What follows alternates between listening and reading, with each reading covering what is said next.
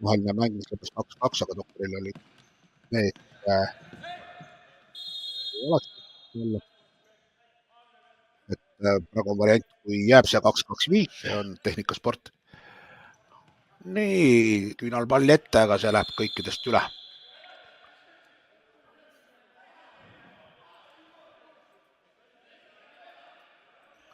Aga uus katse ja veel, kas tuleb? Viik Looleni taas kukutakse, nüüd hoitakse teistpidi kinni ja Viljaga siia poole. Ja hea äravähetus, kas tuleb lööki ka? Ei. Ja hästi mängitud, ilusti mängitud see kombinatsioon ja oma teise selles on vasakult äärelt taas tulemas. Edwin Stüff, pall värava keskele, kas ei lähe sisse, ei lähe. Praegu aeg jookseb erinevalt siis. Nii, rikošett ja nurgalöök teiselt poolt. Teist.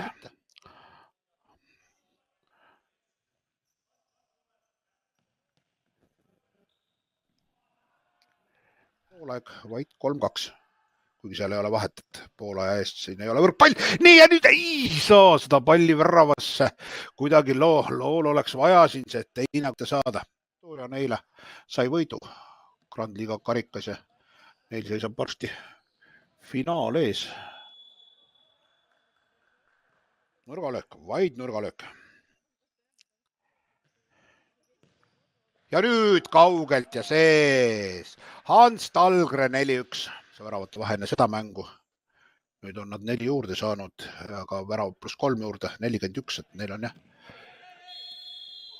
Nii. Vile, vot see vile tähendab, et keegi tegi vea.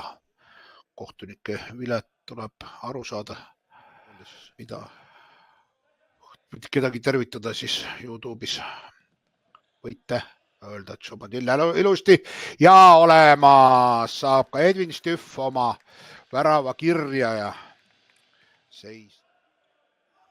4 sekundiga vaja. Ja Tsvetkov ei saa värava praegu seda, mida ta alati tahaks ja ei ole kabal üldse rahul, et mitte keegi avane. Löö!